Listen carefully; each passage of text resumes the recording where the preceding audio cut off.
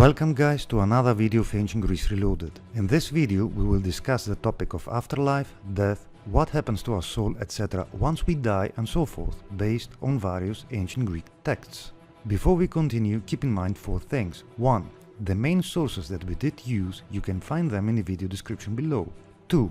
We will talk about stuff that escapes the typical mainstream notion of Tartarus, etc. 3. Since the topic at hand is so enormous, and in order to fully explain it, it would take us hours, in this video we will try to present the main points in a compressed nutshell version, hence allowing us to keep the video as short as possible. 4. If you like the video, please do not forget to click the like button below and to subscribe to our channel, so as to support our project of Ancient Greece Reloaded. Now, according to Plutarch, when a spirit is to enter the realm of Earth, it originates from the sun. From there, it goes to the realm of the moon, in which the soul becomes attached to it. In a sense, the soul acts as an intermediate between the spirit and the body. And from there, the duo spirit-soul comes to Earth, in which it receives its body. Before we continue, what do the ancient Greeks tell us so far? 1. That the spirit world is represented by the sun. That is also why when we study ancient texts, ancient Greek, Egyptian, texts from India, Toltecs, Chinese, etc., we have so many references to the or a sun god. The same applies with the so-called occult texts. What is more, contemporary religions are following the same pattern. Let us take for example Christianity. The crosses of the churches and the altars face towards the direction from which the sun rises, aka sunrise, aka the east. The exact opposite happens with the graveyards. The tombstones and the heads of the dead face towards the west, the direction for the land of the dead, while their feet face towards the east.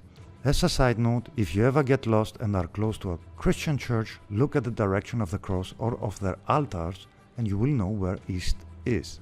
2. And according to ancient Greek texts, as the human has 3 natures, the physical body, the soul and the spirit, the same concept applies to the celestial bodies, meaning that we only observe the physical body of the sun, but ordinary human eyes are unable to see the soul and the spirit bodies of the celestial bodies. For example, the soul body of the moon is located almost directly right behind the physical moon, and occultists call it Lilith.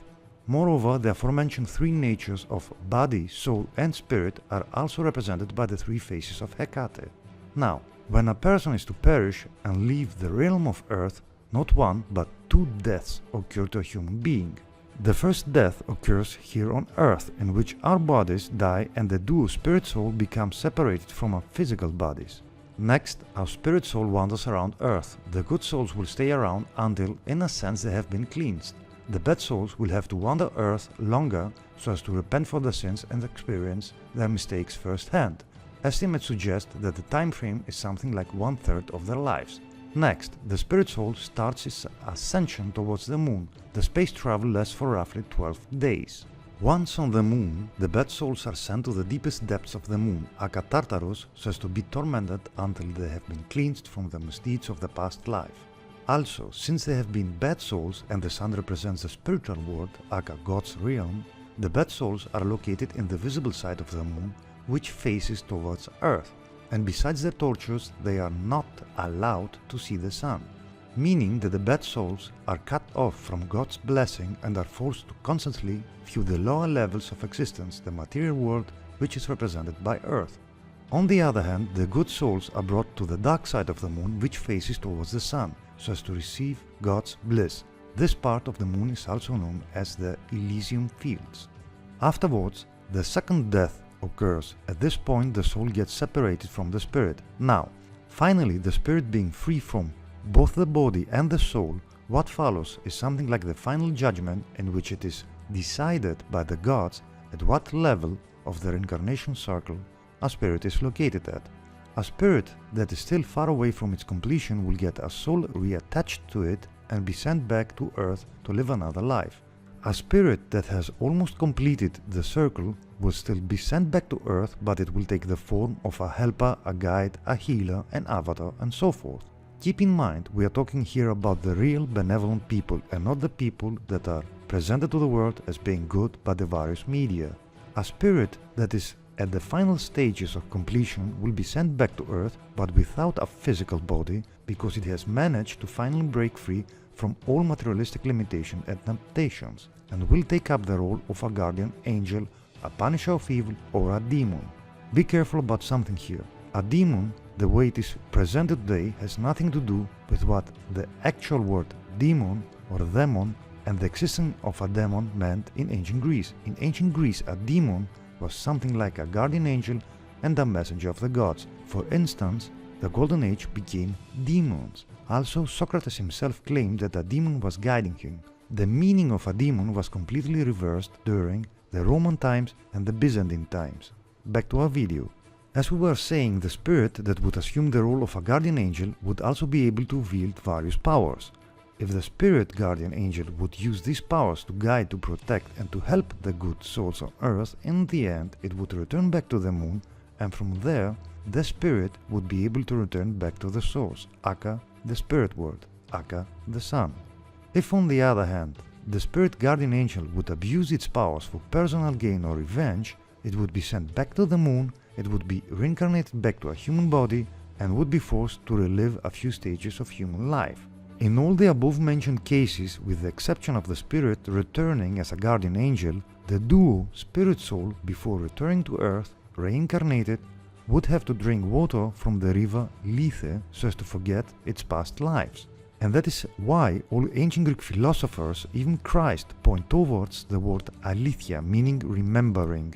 On the other hand, the spirit guardian angel, before coming to earth, would drink water from the river Mnemosine so as to remember or to keep the memories from its past lives. And what happens to the bad souls? Depending on how bad a soul has been, there are two options available. One, it will either be reincarnated so as to live another life and trying to fix things and to be able to rise in the circle of reincarnations. Two, if a spirit soul continuously becomes worse and worse, then eventually it will be cut off from the cosmos and the cosmic evolution. How does this happen? They are brought back to the moon and are purged completely. Their existence is no more. And how can someone distinguish if a person is located high or low in the reincarnation circle? The more a person is truly benevolent and kind-hearted, the higher it is located. The more egotistic, bad, selfish, corrupted, etc. a person is, the lower it is located. Finally, and according to Plato, the three fates, aka mire, were active in the following areas. Atropos, meaning the inevitable, is active in the spiritual realm, aka the sun. Clotho, meaning the spinner, is responsible of creating the attributes of the soul and hence is active in the realm of the moon. Lachesis, meaning unbending, is the one that decides which kind of life, what types of fate, etc. we will have during our stay here on earth, like measuring the thread of life which determines how long one will live. Consequently, Lachesis is active in the realm of earth. Okay guys, at this point we will conclude our video because otherwise we will be talking about this stuff for hours. If you liked the video, please do not forget to click the like button below and to subscribe to our channel so as to support our project of Ancient Greece Reloaded. Thanks for watching and stay tuned for our upcoming videos.